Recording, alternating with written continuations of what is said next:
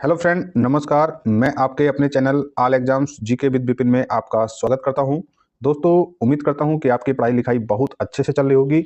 जैसे कि दोस्तों आप जानते हैं कि मिशन वर्दी 2025 के तहत हम जो यूट्यूब पर स्टैटिक जीके की इतनी बेहतरीन श्रृंखला चला रहे हैं, दोस्तों उसी क्रम में आज की जो हमारी क्लास होने वाली है वो है टॉपिक आज का हिंदी भाषा का ज्ञान।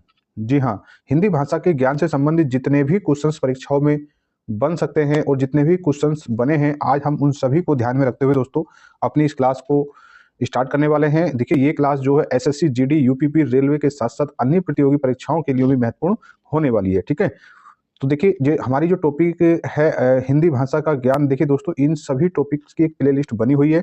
ठीक है, आप अपनी तैयारी को बेहतर करने के लिए और आप जीके जीएस का कोई भी टॉपिक हो, तो देखिए हमारी जो श्रृंखला का जो टारगेट है, हम जीके जीएस की संपूर्ण टॉपिक जो हैं लगभग 200 टॉपिक की हम कवर करने वाले हैं। तो देखिए जितने भी टॉपिक की क्लास अभी तक आ चुकी है उनकी प्ले लिस्ट बनी हुई है, आप उस प्ले लिस्ट को फॉलो कर सकते हैं और आप अपनी जीके जीएस की संपूर्ण तैयारी यहाँ से कर सकते हैं। तो चलिए अपनी क्लास स्टार्ट करते हैं। देखिए, अगर आप चैनल पर नए हैं तो कृपया चैनल को सब्सक्राइब कर लें। ठीक है, और अगर आपको क्लास अच्छी लगती है तो आप इस क्लास को ज़्यादा से ज़्यादा अपने दोस्तों में शेयर करें ताकि उनकी भी तैयारी बेहतर हो सके। तो चलिए अपनी क्लास स्टार्ट करते हैं। तो देखिए दोस्तों, आज हम जो अपनी क्लास स्टार्ट कर रहे हैं, इस क्लास में हम जो हिंदी भाषा के ज्ञान से संबंधित जितने भी फैक्ट बन सकते हैं, जितने भी क्वेश्चंस पॉइंट बन सकते हैं, आज हम सभी को कवर करने वाले हैं। ठीक है, तो देखिए दोस्तों, अगर क्लास आपको अच्छी लगती है तो कृपया क्लास को लाइक और शेयर करें। चैनल अगर सब्सक्राइब नहीं किया तो सब्सक्राइब वाला बटन दबा लीजिए। दोस्तों, आपके चैनल को सब्सक्राइब करने से हमें एक सपोर्ट मिलती है ताकि इससे हमें एक मोटिवेशन मिल सके और हम आपके लिए कुछ बेहतर से बेहतर करने का प्रयास करते रहते हैं। ठीक है, तो चलिए हम आज अपनी क्लास स्टार्ट करते हैं। तो देखिए, पहला जो हमारा पॉइंट है, आप इस पॉइंट को देखें। ठीक है, आपको क्लास को बड़े ध्यान से देखना है। ठीक है, तो देखिए क्या लिखा है कि संविधान के भाग 17, यहाँ देखिए संविधान के भाग 17 के अनुच्छेद 343(1) के अनुसार जो संघ है, केंद्र की जो राजभाषा है वो कौन सी है? हिंदी है। ठीक है, और लिपि क्या है? देवनागरी। देवनागरी लिपि घोषित की गई है किसके अनुसार? अनुच्छेद 343 के अनुसार। आपको इतना ध्यान रखना है ये, और भाग 17 भी ध्यान रखना है क्योंकि जो हिंदी जो भाषा है, भाषा का जो जिक्र है वो भाग 17 के अनुच्छेद 343(1) के अनुसार कहा गया है कि संघ की राजभाषा हिंदी और लिपि देवनागरी है। ठीक है, चलिए आगे देखिए, आगे क्या लिखा है। अगला जो पॉइंट है वो पॉइंट है कि संघ की राजभाषा के रूप में हिंदी को, देखिए ये क्वेश्चन यूपी ट्रिपल एससी ने कई बार पूछा है। ठीक है, यूपी ट्रिपल एससी की परीक्षाएं जो होती है उत्तर प्रदेश में, तो वहां पर इस क्वेश्चन को दोस्तों कई बार पूछा गया है और अन्य परीक्षाओं में भी इस क्वेश्चन को पूछा गया। क्या पूछा गया है कि संघ की राजभाषा के रूप में हिंदी को 14 सितंबर 1949 को मान्यता प्रदान की गई। ठीक है, आपको ध्यान रखना है। आपसे ये भी पूछ सकता है कि हिंदी दिवस कब मनाया जाता है, तो 14 सितंबर को मनाया जाता है। आपको किस क्वेश्चन को किसी भी तरीके से घुमा फिरा कर पूछ सकता है। ठीक है, चलिए अगला जो पॉइंट है, अगला पॉइंट क्या है कि भारत में सर्वाधिक बोले जाने वाली भाषा कौन सी है? तो देखिए, भारत में सर्वाधिक बोले जाने वाली भाषा हिंदी है और जो दूसरे नंबर की अपडेटेड भाषा है वो बांग्ला है। ठीक है, तो वर्तमान समय में भारत में सर्वाधिक बोले जाने वाली भाषा हिंदी है और दूसरी भाषा बांग्ला है। ठीक है, आपने इसे ध्यान रखना है। और दोस्तों देखिए, कृपया इस चैनल को सब्सक्राइब कर लीजिए और क्लास अच्छी लगती है तो अपने दोस्तों में शेयर कर दीजिएगा। ठीक है, चलिए आगे देखिए, आगे क्या लिखा है। आगे लिखा है कि भारत की जो तेलुगु भाषा है, ठीक है, भारत की तेलुगु भाषा को इटालियन ऑफ द ईस्ट कहा जाता है। ठीक है, भारत की तेलुगु भाषा को इटालियन ऑफ द ईस्ट कहा जाता है। चलिए अगला जो पॉइंट है वो भी वेरी वेरी इंपॉर्टेंट है कि पंजाबी भाषा जो है कौन सी लिपि में लिखी जाती है, तो आपने ध्यान रखना है कि पंजाबी भाषा जो है गुरुमुखी लिपि में लिखी जाती है। ठीक, चलिए आगे देखिए, अगला जो पॉइंट है वेरी वेरी इंपॉर्टेंट है। पॉइंट ये फैक्ट तो दोस्तों सभी इंपॉर्टेंट है, ये परीक्षाओं में बार बार पूछे जाते हैं और पूछे गए हैं। ठीक है, देखिए क्या लिखा है कि संविधान की जो अष्टम यानी आठवीं अनुसूची में 22 भाषाओं को मान्यता प्राप्त है। ठीक है, जबकि मूल संविधान में केवल 14 भाषाएं थी। ठीक है, और जो वर्तमान समय में है वो 8वीं जो अनुसूची है भाषा की, उसमें 22 भाषाओं को मान्यता प्राप्त है। ठीक, और मूल संविधान में 14 थी। ठीक, चलिए आगे देखिए, अगला जो क्वेश्चन है या अगला जो फैक्ट है वो है कि राजभाषा आयोग का गठन कब हुआ, तो आपने इसे ध्यान रखना है। राजभाषा आयोग का गठन 1955 में किया गया था और जो आयोग बना था, इस आयोग के जो अध्यक्ष थे उनका नाम था बीजी खेर। इसे ध्यान रखना है। कभी कभी आयोग का गठन भी पूछ लेता है और इसके अध्यक्ष कौन थे उसे भी पूछ लेता है। ठीक है, चलिए देखिए ये क्वेश्चन यहाँ बन गया है कि हिंदी दिवस कब मनाया जाता है। तो हिंदी दिवस जो है 14 सितंबर को मनाया जाता है। जैसे कि आपको पता होना चाहिए कि हिंदी दिवस 14 सितंबर 1949 को हिंदी को राजभाषा मान्यता प्राप्त हुई थी। ठीक है, चलिए आगे देखिए अंग्रेजी को ध्यान देना। ये क्वेश्चंस अपने आप में यूनिक क्वेश्चन है कि अंग्रेजी को भारत के पूर्वोत्तर राज्य अरुणाचल प्रदेश, नागालैंड और मेघालय, भारत के 3 पूर्वी राज्य हैं। कौन कौन से? अरुणाचल प्रदेश, नागालैंड और मेघालय। इन 3 राज्यों में राजभाषा का दर्जा है किसे प्राप्त? तो कौन सी भाषा है जिसे राजभाषा का दर्जा प्राप्त है? तो देखिए वो जो भाषा है अंग्रेजी।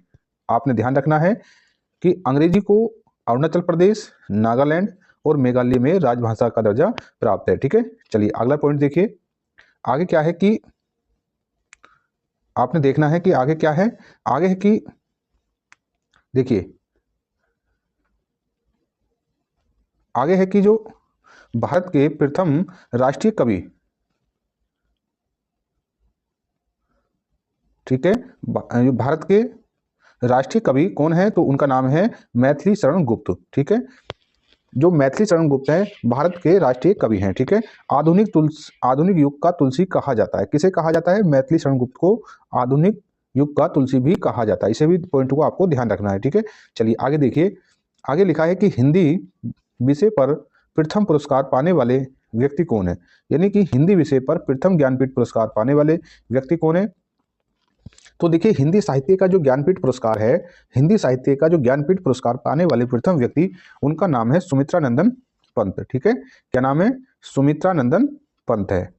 ठीक है, और सुमित्रा नंदन पंत को ये पुरस्कार कब मिला? तो देखिए मैं आपको बताना चाहूंगा 1968 में उन्हें यह पुरस्कार दिया गया था। ठीक है, 1968 में उन्हें यह पुरस्कार दिया गया था। किसके लिए दिया गया था? चितंबरा के लिए।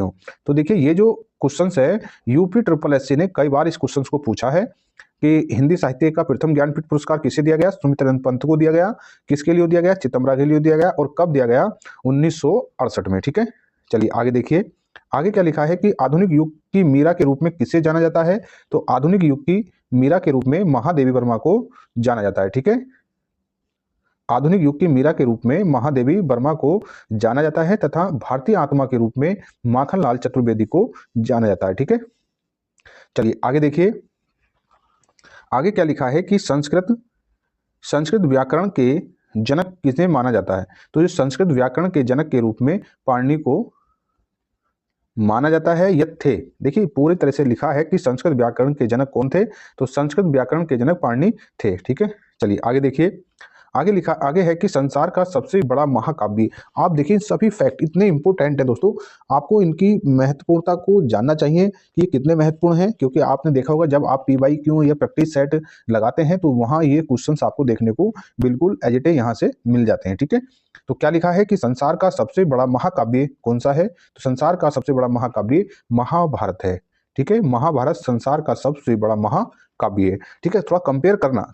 ठीक है, आपको कंपेयर करना है कि रामायण बड़ा है, ये रामायण महाकाव्य बड़ा है या महाभारत महाकाव्य बड़ा है। तो आपको कुछ क्वेश्चंस ऐसे फैक्ट वाले हैं जो आपको यहाँ एकदम एक दूसरे के बाद कराए जा रहे हैं, तो आपको उनको एक दूसरे को कंपेयर भी करना है। ठीक है, जैसे आपने यहाँ देख लिया कि संसार का सबसे बड़ा महाकाव्य महाभारत है, तो ऐसे ही देखिए आगे देखिए कि महाभारत की रचना किसने की? तो आपने ध्यान रखना है कि महाभारत की रचना महर्षि वेदव्यास जी ने की थी। किसने की थी? महर्षि वेदव्यास जी ने की थी। ठीक है, तो महाभारत की रचना महर्षि वेदव्यास जी ने की थी। ठीक है, चलिए आगे देखिए कि देखिए यहाँ बिल्कुल लिखा है कि विश्व माने संसार का आदि महाकाव्य कौन सा है? तो विश्व का आदि महाकाव्य सबसे यानी कि प्रारंभिक और पहला जो महाकाव्य है वो रामायण को माना जाता है।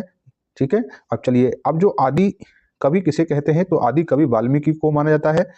ठीक है, आपने देखा कि जो विश्व का आदि महाकाव्य रामायण को माना जाता है और आदि कवि किसे माना जाता है? तो आदि कवि वाल्मीकि को माना जाता है, क्योंकि वाल्मीकि जी ने ही रामायण की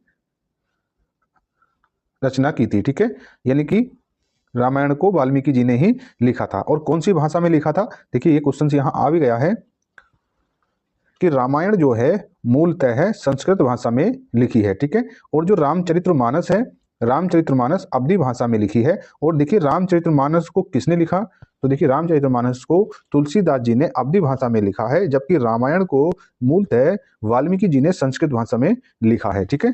चलिए आगे देखिए।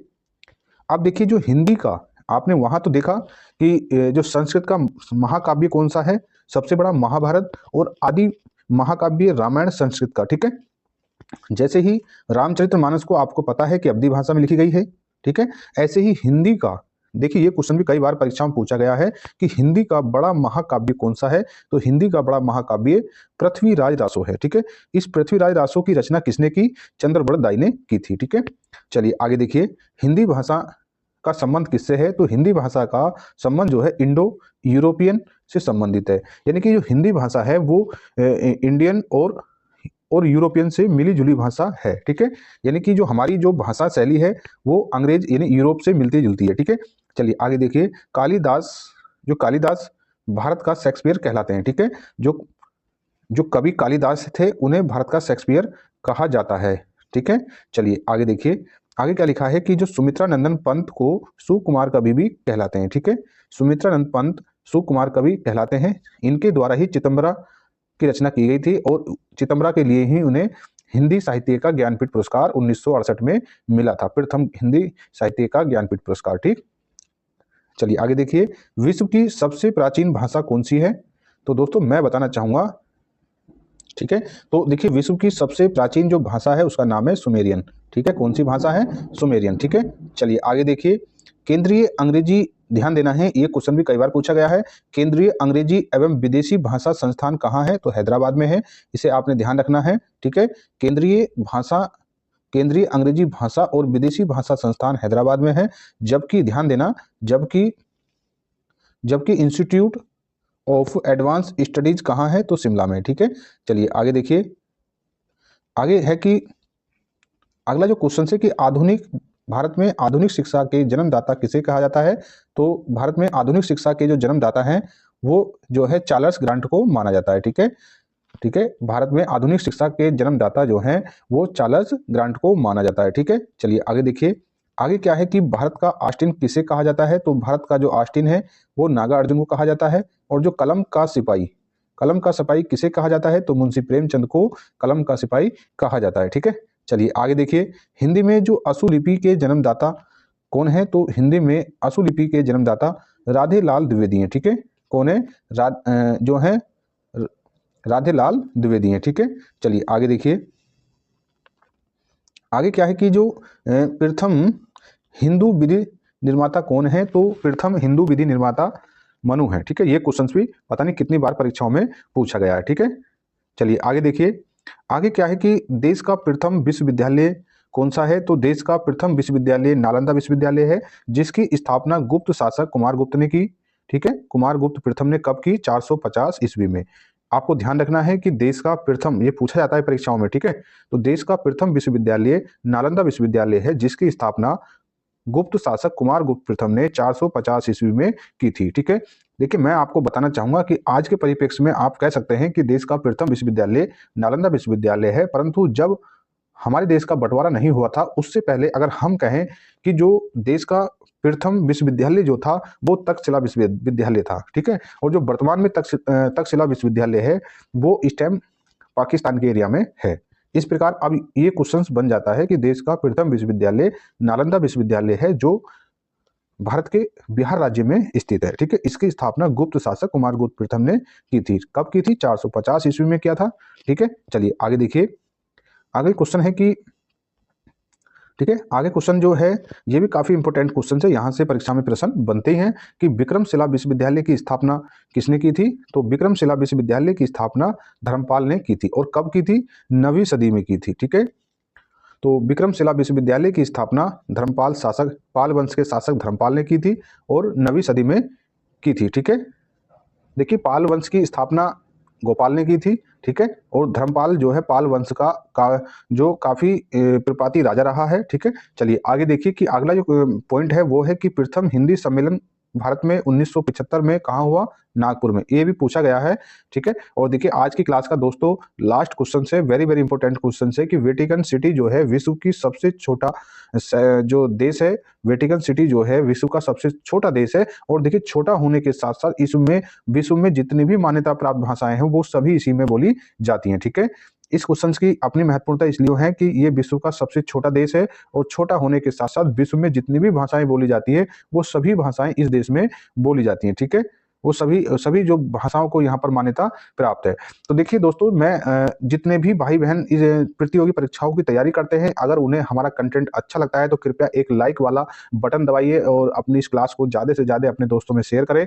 अगर अभी तक देखिए आपने सब्सक्राइब नहीं किया है चैनल को तो कृपया सब्सक्राइब कर लीजिए ताकि आपको समय से जानकारी मिलती रहे। तो दोस्तों देखिए, आप चैनल को सब्सक्राइब करे रखेंगे तो आपको समय पर जानकारी, क्लास का नोटिफिकेशन मिलता रहेगा। ठीक है, तो चलिए आज की क्लास को यहीं समाप्त करते हैं। मिलते हैं आपसे अपने अगले टॉपिक के साथ अगली क्लास में। तब तक जय हिंद, जय भारत।